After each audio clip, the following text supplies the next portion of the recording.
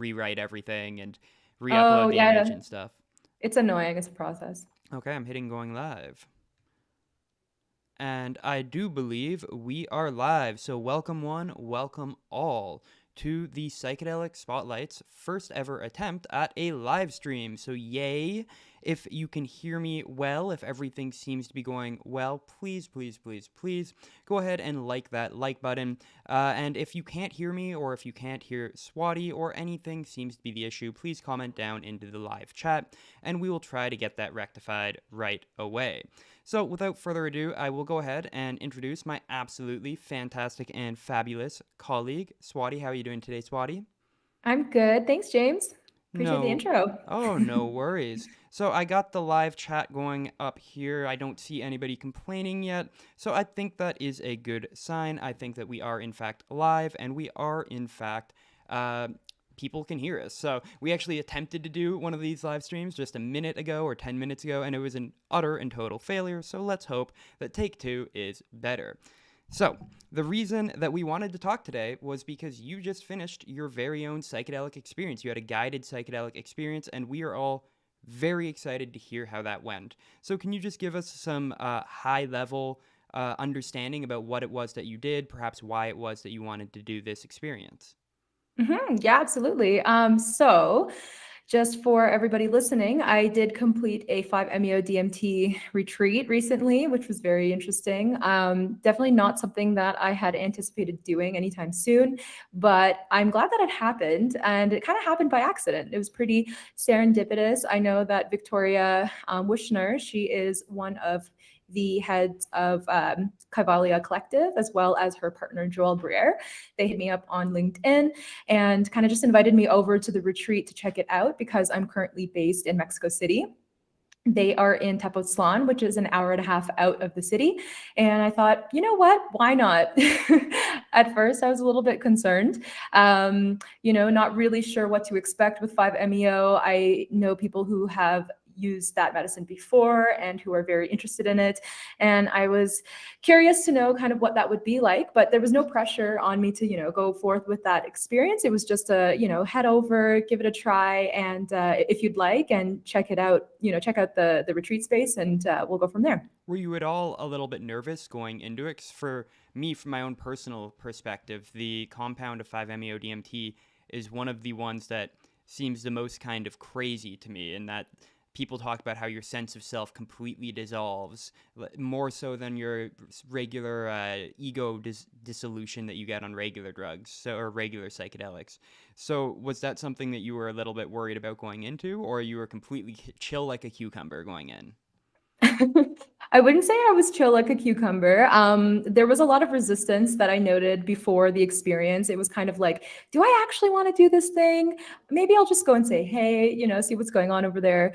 But I figured, if I'm going to make it out there and they're there and they're experts in this area, I might as well give it a try. So they also really reassured me before the experience. Joelle and Victoria are all about harm reduction. They're all about the preparation and integration process as well. So they hopped on a couple of calls with me to chat about, my experience with psychedelics, my history, as well as just general questions that I might have had. And I will say that really, really helped me out.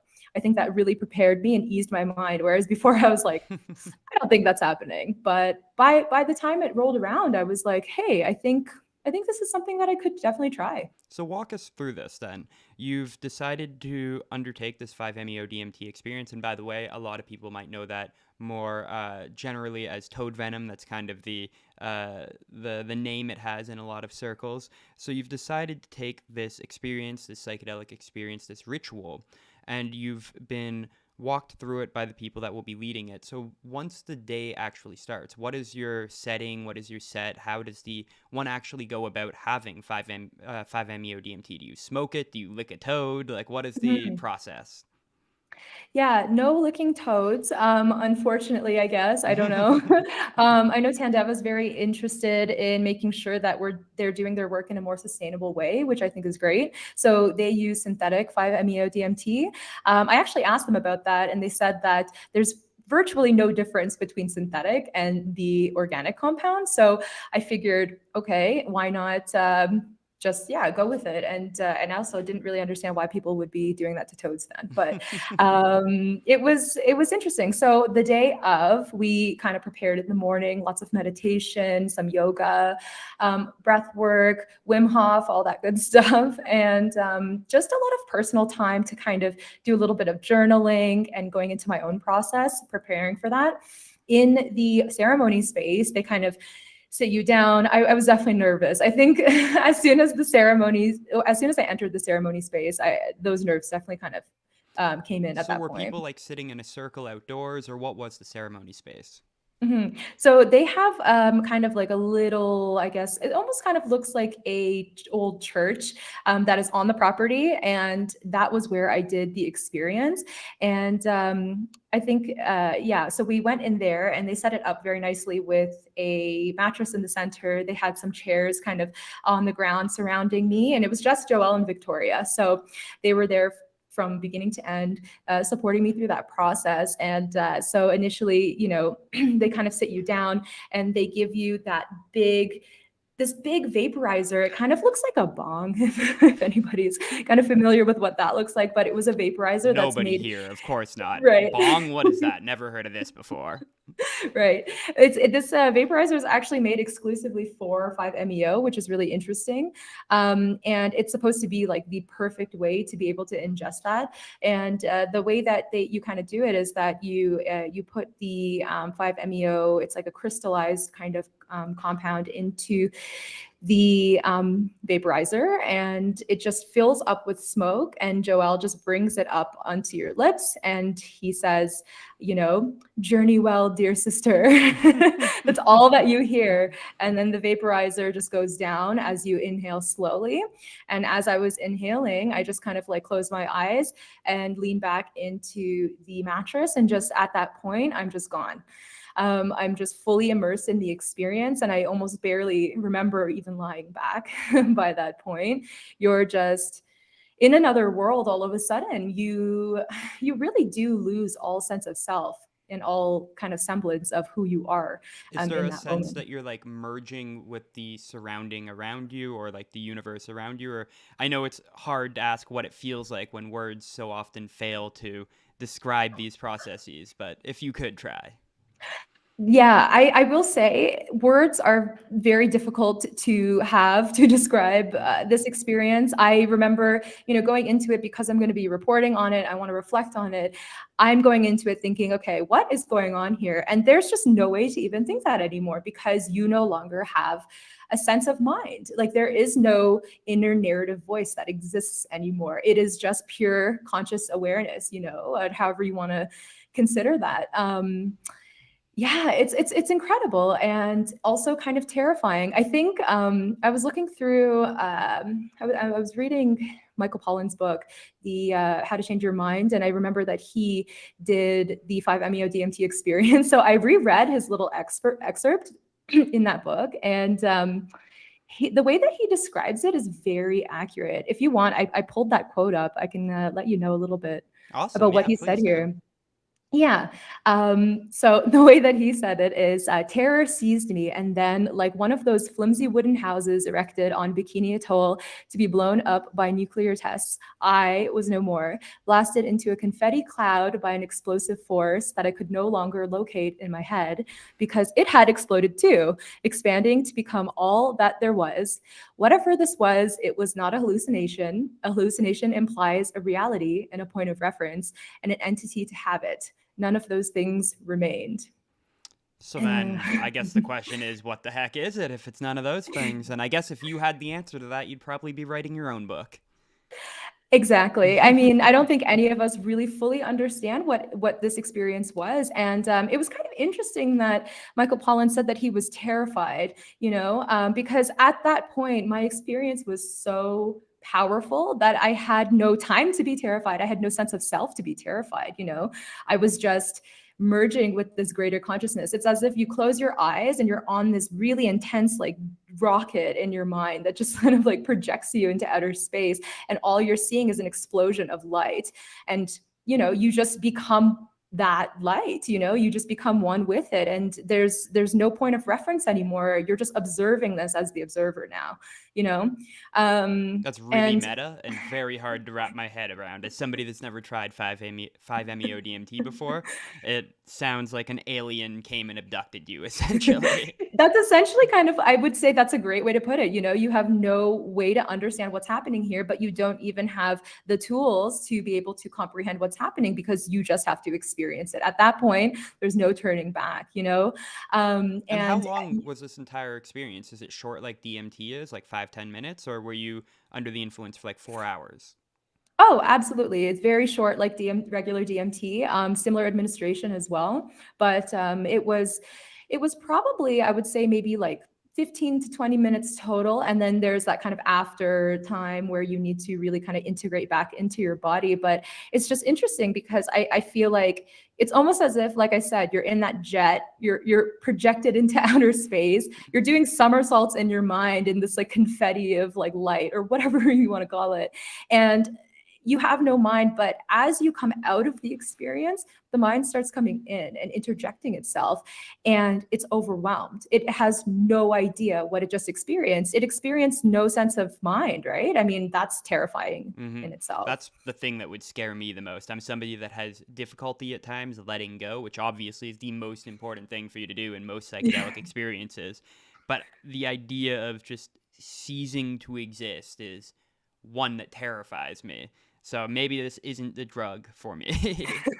I mean, if it terrifies you, yeah, I mean, you have to be very open to the experience and what could happen. And coming back into my mind, I also came back into my body. I was no longer in my body. Like there was no understanding of, I am me anymore. I know everybody always says that, but truly you just are this great essence. And as the mind comes back in, it starts to try to create stories of, what had just happened to me, why is this happening to me, what could this be, oh my goodness, did I just die? Like truly, I did have that thought of, damn, if this is what happens when you die, that's wild and kind of insane and beautiful, but also scary. You think there's any um, chance that that is a kind of simulation of death, or that's just your mind trying to justify what just happened to you? it very well could be. I personally have no idea what this is, but it feels extremely spiritual and greater than anything that we can actually comprehend as humans. And it did feel like, that quintessential, I saw the light, I went into the light experience that people describe when they have near death experiences, which is kind of freaky. And you went And towards the light, or you're like, no, the light's not for me today. I'm gonna go back into my little tunnel here. that's funny that you say that. So Victoria describes the hero's journey as a way to navigate this whole process, and it works very, very well. I don't know if you're familiar with that, Joseph Campbell's work. And just to Um, clarify, Victoria is one of the guides that you were with yes, that was leading you through it.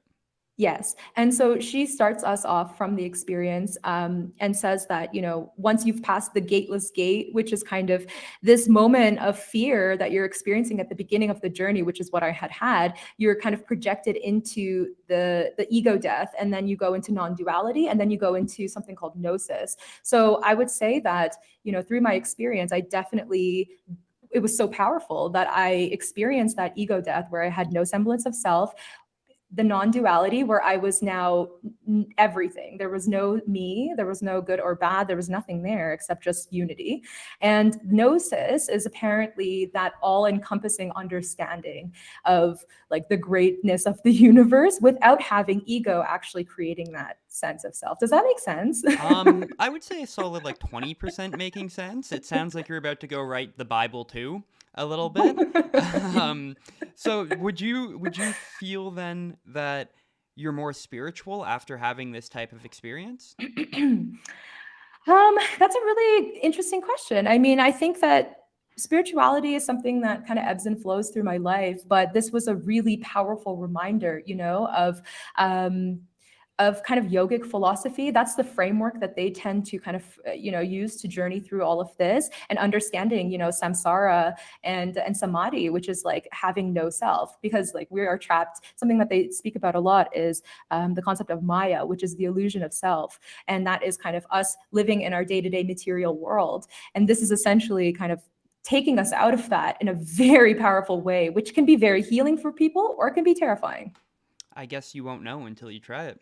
Um, so Exactly. I know that we only have you for a few more minutes, so I was wondering if perhaps we could fast forward a little bit and talk about the process of integration. So you're coming out of this life-changing experience or absolutely bonkers experience where you're talking with aliens or gods or you become aliens or gods or whatever it is. What do you do immediately after in the minutes, hours, days, weeks following the experience? Mhm. Yeah, so coming out of the experience, I mean, it's very emotional, you know. I was overwhelmed and I cried quite a lot, you know. I didn't really even know what I had experienced and how to comprehend it. My mind was a little bit shaken. But it was nice to have Victoria and Joelle there kind of holding my hand back into reality and just I was looking at both of them just like, you guys are incredible. I cannot believe you do this all the time. Um, you are so brave, you know. This is really deep work. And And to clarify, they were not undergoing an experience at the same time as you were, right? They were sober throughout the ceremony. yeah, absolutely. They're just there to support to administer the medicine as well as gently journey you back into your own body because you are returning back into that. And they're there for you to just kind of, you know, feel at ease. So after that experience, you know, I really needed some time alone to just think about what had happened. Um, I couldn't even tell you what it even looked like anymore. It was like a dream. It just fades. And and after that, you know, I'm just trying to really understand what does this mean to me because my relationship with the mind and then having that no mind experience, you're seeing how powerful that is to you on your day to day. And that is kind of the main lesson that I've been using to integrate into my own life after this. So, yeah, it's been very interesting. I've been chatting a lot with their integration therapist. I have 4 integration sessions, so I'm coming up on my third next week. And we're just kind of rehashing and describing, you know, that experience. And then also, what are those lessons that you can integrate? Why is the mind so powerful in your day to day? Why do you not, you know, allow yourself to see beyond it, et cetera, et cetera? Would you, or first of all, I guess, do you think that you learned any specific lessons from this experience? Yeah, I think with regards to kind of my my own understanding of like material reality, I know we're getting really esoteric over here, but I it's just an interesting thing to kind of remember and remind yourself of that we don't actually know what's all going on over here, and it's a little bit difficult for us to say objectively that we understand what is when you know in a moment we could all be experiencing this you know other state that we all possess where we have no mind and no sense of self. It's just it's an interesting reminder, you know. It's probably a good thing to be reminded of if how little we actually know about anything. We all like to assume that we're all knowing and we kind of have a general understanding of what the heck all of this is, but we really have zero idea. We are just animals on a rock flying millions of miles per hour throughout the friggin' solar system, and who knows what the meaning of it all is. So just to be given that reminder of how small we all are, it's probably a good thing. I think so. And I think a lot of psychedelics do kind of convey that message to you in different ways. But this is almost like, you know, the drive-by shooting of experiencing that message, you know, like you're just getting it all at once and it's projecting you into this like state of, of consciousness that you have never experienced. And Hmm. most people probably shouldn't, I'll be honest. You think so? I think that this could be very overwhelming for people who are not supported in the right way. I think that Victoria and Joelle did a really, really good job preparing me and then holding that container after of providing the context for this. Whereas, you know, let's say you're in your buddy's basement and you're about to just do some 5-MeO, man, because I got some, you know, like that's not really, in my opinion, the most effective way to use this. It could also be traumatizing, you know, if you do have PTSD, if you have severe OCD, it can, I absolutely think it could trigger something I guess in now would people. be a great time to mention that if you do have some sort of serious mental health condition, please do not attempt to self medicate. Go speak with a doctor about it. And there are lots of doctors who are sympathetic about using psychedelic healing. So you can find a doctor who's already sympathetic about that and discuss your options with them. But please do not attempt to self-medicate, and also just more in general, Psychedelic Spotlight does not condone the use of illegal drugs, blah blah blah blah blah. Get our boilerplate disclaimer out there. Thanks, James. You got us on that. That's Just great. saved us from being sued, I'm sure, 100%. Well, I Definitely. know that you got to go soon, so is there anything else that you think is really important to talk about when it comes to 5-MeO DMT? Yeah, I will say that I think 5-MeO has had a terrible reputation in the psychedelic discourse, in the industry, et cetera. There are some people that are really, using this medicine as a way to, I think, stroke their own egos. I think that they are, it's not called the God molecule for no reason, right? So as somebody who's serving that to somebody, I think it can absolutely inflate those, and create unsafe practices. But experiencing it for myself has really demystified it for me in many ways. And I really realized how having that support is really everything in this situation. Because if I was just left to, myself, I think that this could have been very confusing and scary. But I feel like it was a beautiful experience overall. So doing it in the proper set and setting with people that know what they're doing and are professionals, essentially. Absolutely. And also just having some contextual understanding for what could this be, having that maybe kind of more philosophical approach and understanding, the mind versus no mind versus samadhi, et cetera. Like that really, really did help me out. And it was a beautiful reminder. That's absolutely fantastic. I guess before you go, let's plug your upcoming little video vlog series that you got coming up. I actually saw it today. It's not public yet, but it's absolutely fantastic. So everybody definitely wants to make sure that they stay tuned on Psychedelic Spotlight so that they can see Swati talking about her experience in her own words. It is a great little vlog, and that'll be coming soon. So make sure you subscribe to the channel so you don't miss that. Absolutely. Yeah, check it out. It was very cool. Some footage from the retreat itself. And yeah, I hope you guys enjoy. Awesome. So, with that, I guess I will let you guys all go. Like I said, this is our first live stream, so I'm not even sure if I know how to turn this off or not. So maybe you'll just be staring at me while I look at my computer for the next 2 hours. I'm not sure. But with that said, I will give y'all a goodbye. Thanks so much for being here, Awesome. Swati. I think I'm about to leave or lose you here when I hit leave call, so I'll talk to you All again right. soon. See ya. Thanks, guys. Bye bye. Bye bye.